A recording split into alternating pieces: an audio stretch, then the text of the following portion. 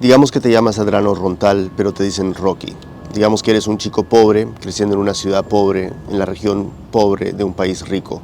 El más rico del mundo, o eso te han contado. Digamos que no hay evidencia de eso, ninguna, al menos que tú hayas visto. Tienes 5 hermanos y una hermanita pequeña.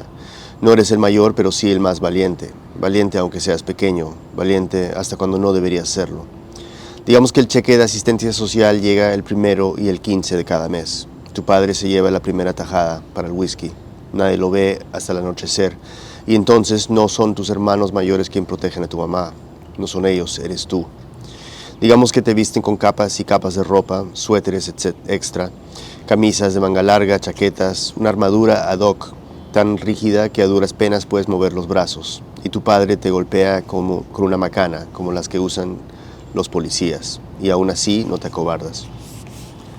La vida tiene una manera de castigar a los chicos valientes como tú. La vida suele hacer que los chicos valientes como tú se castiguen a sí mismos, particularmente aquí, donde vives. Eso ya lo sabes. Amigos y amigas que lee por gusto, Daniel Alarcón, escritor peruano, radicado en Estados Unidos, también pues impulsor, creador, coproductor del podcast Radio Ambulante y que ha venido a Lima para participar en la Feria del Libro de Lima. 6 Barral ha publicado La balada de Rocky Rontal. Son crónicas. Inicialmente en Estruendo Mudo se publicó en 2017, pero hay otros textos de 2019, 2022. Bueno, un gusto tenerte, Daniel, y bienvenido a Leer por Gusto. Gracias, Jaime. Yo te hice leer ese texto, te agradezco más bien la apertura. Claro. Porque pensaba, ¿no? Daniel, tú escribes en inglés, te comunicas en español oralmente, es tu lengua, digamos, materna. Y estos textos han sido traducidos, ¿no?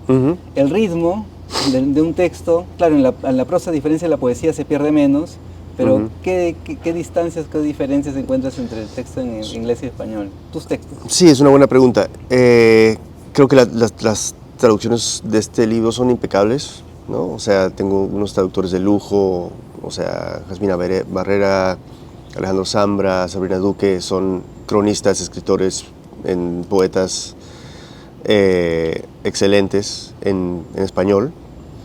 Entonces no tengo ninguna duda que el trabajo que han hecho ha sido con mucho cuidado, con mucho cariño, porque todos son amigos. Entonces yo creo que está bien la traducción, no podría pedir mejores traductores realmente. ¿Acaso cada lengua tiene su propio ritmo, ¿no? El inglés y el español. Totalmente, pero yo sí creo que he llegado a un punto en que puedo distinguir si el ritmo es el mismo o digamos que se mantiene el estilo, ¿no? O sea, mi lenguaje literario, digamos, ha sido el inglés porque crecí en Estados Unidos, porque mi educación ha sido en inglés, pero en la medida que he participado como productor de Radio Ambulante, digamos que mi cercanía al español, estoy cada vez más como adentrado en ese idioma. Entonces, no siento que hay mucha diferencia, la verdad. En estos textos, la balada de Rocky Rontal, son 10 crónicas, digamos, textos que van entre 2008 y 2022. Y claro, son crónicas, ¿no? Es la no ficción. Y tú estás abocado en Radio Ambulante también a contar historias, ¿no? O producir estas historias que hablan de temas de Latinoamérica, historias también de personas, de personajes. Una pregunta así inevitable es también sobre cuál es tu relación actual con la no ficción, o sea, con la creación literaria, ahora que estás abocado más a lo periodístico. Pues yo no he escrito ficción en casi 10 años. Entonces, todo lo que yo hago ahora es no ficción, sea en inglés, sea en español, sea en prensa escrita, sea en audio. Eso ha sido mi obsesión de la última década, por lo menos. Con Radio Ambulante se ha acentuado, obviamente, y estoy experimentando siempre con maneras de contar historias en diferentes formatos. Y inicialmente pensé que iba a ser una etapa corta y luego iba a volver a escribir otra novela y bueno, ya vamos más de 10 años, ¿no? Desde 2011, Radio Ambulante, sí. ¿no? Sí, entonces pues me gusta mucho, o sea, me gusta mucho jugar con la realidad, me gusta mucho reportear me gusta conocer gente, escuchar sus historias. Entonces no siento que he sacrificado nada. Y ya antes para los textos también de ficción había esa etapa de reporteo, ¿no? De visitar el lugar. Sí, y quizás por eso no lo he sentido como una transición, como si se hubiera quebrado algo. Más bien es simplemente una transición bastante natural y lógica de una manera de escribir ficción que yo tenía a una manera de escribir no ficción. Permíteme, el libro yo quería Sí, claro. anotar en la página 183 en Ciudad de Muertos, ¿no? Es el texto sobre la violencia en Guayaquil, ¿no? Ya. En Ecuador. Voy a leerles el inicio para darle pie a una pregunta a Daniel. Dice, Ya. el problema de cualquier historia, grande o pequeña, es que siempre empiezas por la mitad. Todos los comienzos son construcciones que utilizamos para dar sentido a lo que en su mayoría es incomprensible, ¿no? Este abordaje de la historia ocurre también incluso en la ficción, ¿no? Sí, empiezas totalmente. in medias res, como le llaman, Sí, sí, ¿no? sí, sí, sí. Ya la historia en marcha. Totalmente, sí. Esa historia creo que fue una de las más difíciles para mí reportear sobre el colapso del sistema de salud en Guayaquil durante la pandemia. Y luego yo fui a reportear un poco 2 años después a ver cómo había sido realmente en esta ciudad, que colapsó de manera tan dramática. Y lo que encontré es que la gente ya había volteado la página, estaban pensando mucho más en la violencia callejera, en la inseguridad, ¿no? Lo cual me sorprendió mucho. Entonces, creo que algo le pasa a muchos periodistas, que piensas que tienes una historia en manos y vas al lugar de los hechos y es otra, la historia ha cambiado. Entonces, quería escribir algo bastante literario, digamos, que juega con esa idea de lo difícil que es interpretar la realidad, ¿no? O sea, si tú estás tratando de contar una historia verídica, auténtica, real, igual vas a tener es el reto de la interpretación, ¿no? Siempre le estás imponiendo una estructura a una realidad que es mucho más compleja de lo que se puede plasmar en una crónica de audio o una crónica de prensa escrita. Imposible. En los textos de no ficción o en las crónicas, pues hay etapas, ¿no? Hay momentos. El reporteo, ¿no? Que es el ir al lugar, las entrevistas, conversar con gente, la documentación, buscar pues los antecedentes, ir contextualizando, ¿no? Pero quizás el momento crucial sea la escritura misma, porque uno podría tener toda la información muy bien dotada de todo lo que ocurre, conversar con muchas personas, pero traducir eso en una historia que sensibilice, conecte, ¿por qué no decirlo? Quizás también hasta entretenga. Pues hay Claro. una diferencia. ¿Cómo calibras tú en ese momento todo lo que te menciono?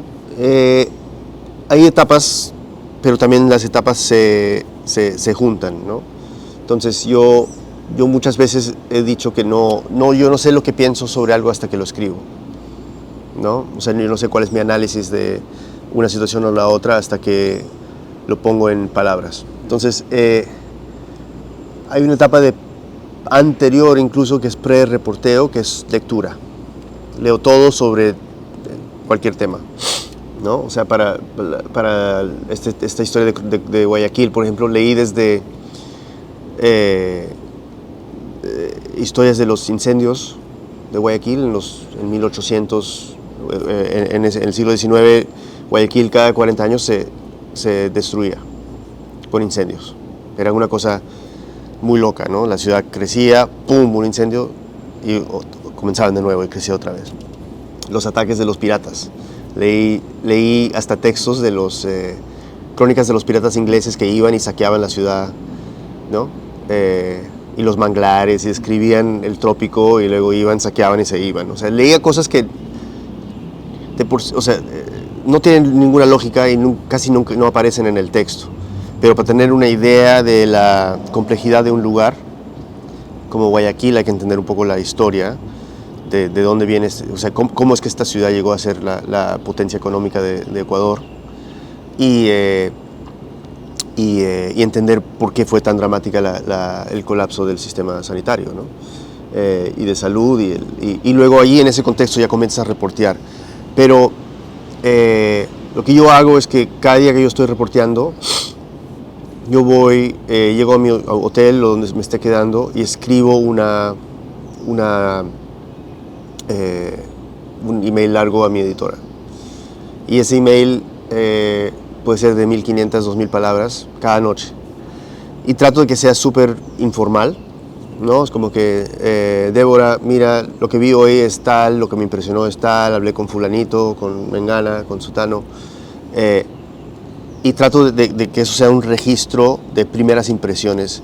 Y yo siempre pienso que tu primer editor es tu memoria. Entonces, sin mirar las notas que tomé ese día, simplemente ponerlo en papel, lo que yo vi, lo que me pareció increíble, lo que me sorprendió, lo que me confirmó, o sea, lo que vi que confirmó mi teoría o lo que desbarató mi teoría. Y esos emails, a lo largo de una semana de reporteando, pues en una ciudad como Guayaquil, ya tenía, o sea, 10.000 palabras escritas. Entonces eso es súper importante, porque luego cuando estoy tratando de encontrar el camino para escribir todo, tengo toda la investigación que ya hice previa sobre la historia de Guayaquil y documentos, pero también tengo ya 10.000 palabras, 11.000 palabras de notas frescas, impresiones y muchas veces frases incluso que aparecen en la versión final del texto ya aparecían en una forma como primordial en los emails que mandaba mi editora. Todo esto me recuerda a lo que Julio Villanueva Chan habla, ¿no? Sobre las distintas versiones de un mismo texto.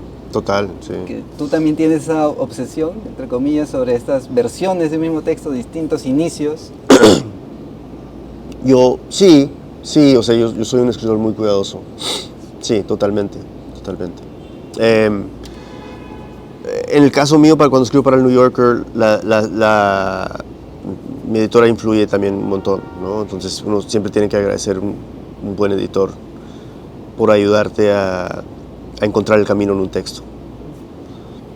Si te pidiera, bueno, claro, no con ánimo así de teorizar, porque también el periodismo es un aprendizaje, ¿no? Hay, creo que hay un criterio elemental cuando uno se va a abocar a un tema, investigar, pues conocer el lugar, conversar con gente, contrastar, ¿no es cierto? Para no tener ahí una opinión que dirija. Pero finalmente son historias, y la balada de Rocky Rontal, hay historias ahí, ¿no? Sí. Si tuvieras que reflexionar sobre la escritura misma, ¿qué elementos debe tener una buena historia? Wow. Yo creo que sorpresa, ¿no? Uno no quiere escuchar la historia de siempre, quieres profundizar en un tema, conocer personajes y sobre todo yo creo que reconocer la humanidad de otro en el texto, ¿no? Y a lo mejor que las lecciones o que hay algo en la historia incluso de alguien que sea muy diferente a ti, que te ayude a entender un poco de tu vida, tu contexto, tu propia trayectoria, etc., ¿no? O sea, me parece que uno lee literatura, sea ficción, no ficción, poesía, lo que sea, que en general el motivo y la razón de ser de las artes y de la creación es para ayudarnos a entender dónde estamos parados en este mundo, ¿no?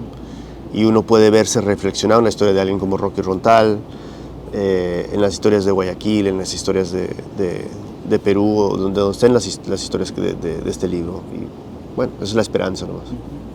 Quiero reconocer y no dejar de mencionar el trabajo de Radio Ambulante, ¿no? Claro. Empezó en 2011. Lo digo también por dos cosas que se me vienen a la mente. Por un lado, el uso de la plataforma digital en 2011, cuando, claro, hay todavía, aún ahora, 2024, cierta desconfianza o reticencia de lo digital por considerarlo efímero, superficial, poco profundo. Sin embargo, en contraste con Carolina Guerrero y el equipo de Radio Ambulante, una posibilidad de contar historias profundas, ¿no? Y utilizar el lenguaje digital, el audio, el formato del podcast, ¿no? Como herramienta potente, ¿no? Y ahora, pues el hilo, ¿no? Pienso mucho en el hilo, por cómo poder desarrollar un tema, que quizás uno en las redes sociales puede verlo desagregado, desperdigado ahí, no muy claro, pero poder construir un relato, ¿no? Sí. ¿Cómo podrías mirar esta etapa de Radio Ambulante y sobre todo ya este estilo, ¿no? Bueno, yo creo que Radio Ambulante ha sido mi obsesión y mi proyecto en la última década.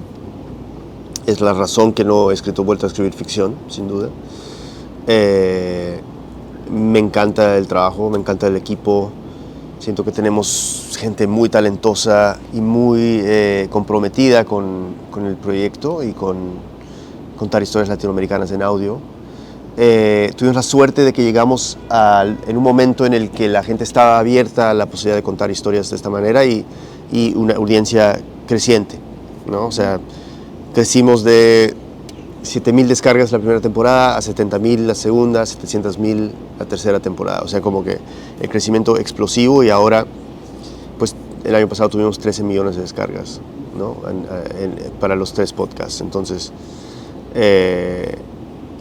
es un crecimiento que confirma que hay hambre para este tipo de historia, ¿no? Que hay audiencia, que hay gente que quiere este tipo de contenido.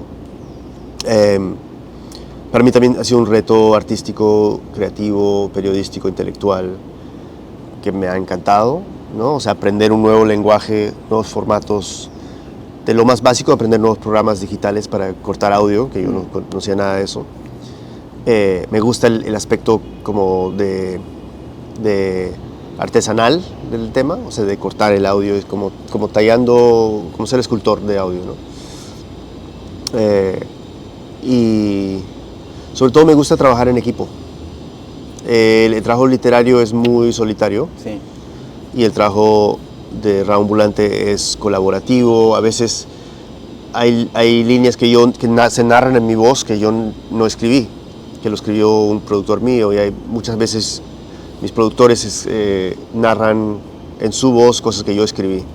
Y eso me parece que es como todo está en servicio de la historia, y todo está en servicio de que la historia le llegue a la audiencia de una manera potente y directa, ¿no? Yo me refería a 2 aspectos. Primero, el uso de plataformas digitales, y el segundo, simbólico, que sean historias en español construidas desde Estados Unidos, ¿no? Es bastante bueno, construidas desde Estados Unidos sí, pero bueno, la mayoría de nuestro equipo vive en Latinoamérica, es cierto. Entonces tenemos gente en México, gente en Costa Rica, en Venezuela, en Colombia, en Chile, en Perú, en Argentina, en Ecuador. Entonces el equipo en sí está, o sea, por toda América Latina. Carolina y yo estamos en Nueva York, y tenemos un par de personas más en Estados Unidos, pero no, en realidad el trabajo es latinoamericano, netamente. Sí, y te comentaba hace un momento, ¿no? El hilo, poder aclarar un tema, y también tener una visión quizás más objetiva, en la medida que cuando se produce contenido sobre un país, pongamos el caso, sobre la situación política del Perú, construida desde adentro, a veces esa mirada, pues, de cierta forma se ve afectada por las opiniones de alguien que está adentro, ¿no? Como cuando explica usted la situación de Nicaragua, por ejemplo, ¿no? Hay una visión, no sé, claro, la mirada de afuera con base al conocimiento de los de adentro, ¿no? Eso puede ser casi lema de Radio Ambulante, el hilo, ¿no? O sea, tratamos de siempre trabajar con gente cercana al tema, gente que conoce, no gente que está improvisando, ¿no? Entonces, pero tenemos la mirada global porque tenemos un equipo muy internacional, ¿no? O sea, en el hilo trabajan de Ecuador, de Venezuela, de Uruguay, de Argentina, de México, un peruano, yo, o sea, como que tenemos un equipo bastante internacional que nos permite tener una mirada netamente internacional. Ahora, la sostenibilidad es complicada, ¿no? De una plataforma digital. Totalmente. Lo digo también porque estoy suscrito y recibo también petitorios de poder suscribirse. Yo mismo hago también ese pedido en una plataforma digital como Lee por Gusto, ¿no? Porque depende de esto, sobre todo si es un medio alternativo, ¿no? Claro. Aún la prensa tradicional también ya está careciendo de publicidad y de impacto, ¿no? Es un reto que hemos podido maniobrar, digamos, en este ecosistema complicado de medios independientes, y lo hemos hecho principalmente con la ayuda y el apoyo de nuestra audiencia, ¿no? Entonces, ¿cómo se hace y cómo se convence a la audiencia que lo que hacemos vale la pena? Hemos trabajado muchos mensajes, desarrollado varias maneras de explicar la importancia de lo que hacemos y lo que yo noto realmente es el cariño de la gente. O sea, lo noté anoche, tuve mi presentación en la feria y mucha gente, muchísima gente llegaba y el libro era como secundario. Lo que querían decirme era lo agradecidos que estaban por Rao Ambulante. Y eso, pues porque toda mi vida me consideraba un escritor, me parece muy interesante como que mi literatura pase a segundo plano y mi trabajo de Rao Ambulante sea lo más importante. Y es algo que a veces me confunde, pero siempre me conmueve. Fíjate que hace unos meses conversaba con Martín Coban, escritor argentino, sobre, claro, el prestigio que tiene ser escritor, pero que significativamente para el público no necesariamente lo tiene, y quizás un contenido importante, informativo, que además pueda aclarar situaciones, sea más importante para el público, ¿no? Bueno, o sea, yo creo que sí hay algo de romanticismo alrededor de la figura del escritor o la escritora o del artista, ¿no? Yo creo que he tenido la suerte de trasladar esa idea al audio y es porque nosotros tratamos de que cada historia de Rao Ambulante sea como una creación literaria, no sea una historia con el mismo rigor literario que tendría un cuento mío o una novela mía, le metemos eso al audio. Entonces, yo creo que no son géneros tan diferentes, la verdad. Cuando alguna vez le preguntaba a Alberto Fuguet, que estaba dedicado a hacer cine, si había dejado la literatura, decía él que estaba de vacaciones de literatura. Sí. ¿Tú también lo estás? Yo no sé si voy a volver, no sé. O sea, creo que me gustaría, pero quién sabe. ¿Quién sabe? Daniel, como te decía, esta página se llama Lee por Gusto y bueno, al final nos gusta mucho conocer al entrevistado también como lector. Claro. Indudablemente, pues lo eres, lo somos. Si tuvieras que hablar de 5 libros favoritos, importantes, quizás nuevos hallazgos que quieras compartir y mencionar brevemente. Bueno, mencionaré algunos libros, o sea, son tantos. Hace poco me pidieron para el New York Times que haga mi lista de 10 libros favoritos del siglo XXI. Y lo encontré un ejercicio interesante, pero un tanto arbitrario, ¿no? ¿Qué tal si te digo algunos que estoy leyendo ahorita o autores que me fascinan? Bueno, de cabecera sí Bolaño, ¿no? O sea, escogí ahí el libro de Los Detectives Salvajes en mi lista de mi top 10, pero creo que también mencionaría a Alejandro Zambra, otro chileno, que es amigo y además creo que su mirada es tan única, tan divertida, tan audaz, ¿no? Entonces es un escritor al que siempre vuelvo. Su novela Poeta Chileno me parece extraordinaria. Hace poco leí un libro que me dejó boquiabierto, que se llama The Folded Clock, de Heidi Julavitz. Me encantó. Es una especie de memorias, pero es una mujer novelista que ella encuentra sus diarios de cuando era niña. Ella siempre pensó que los diarios eran como la prehistoria de su vida literaria y encuentra que los diarios en realidad eran como si fuera contadora o burócrata de su vida. En realidad no era nada literario. Entonces decide reescribir diarios ya de adulta y luego los mezcla. Entonces no van en orden cronológico y son como mini ensayos sobre aspectos de la vida de ser mamá, de ser esposa, de ser artista, cosas muy cotidianas, pero con una genialidad y una mirada absolutamente brillante, ¿no? Son 3. ¿Qué más he leído últimamente que me gusta mucho?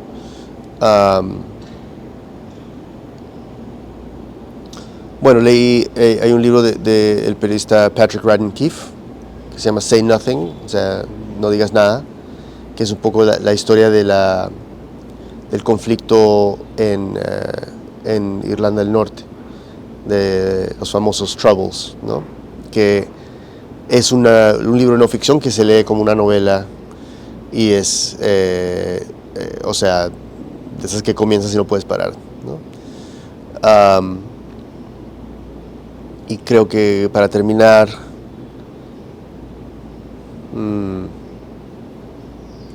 ¿qué he leído últimamente? Que realmente me haya chocado.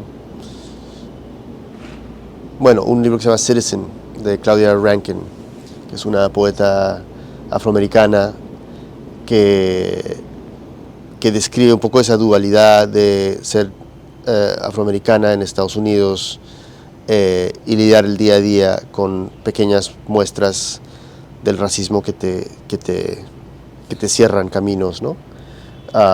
También un libro que te pega duro, pero brillante.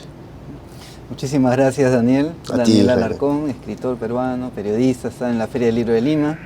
Así que un gusto volver a conversar contigo, Daniel. Muchas gracias. Gracias, Jaime. Gracias también a quienes nos han seguido.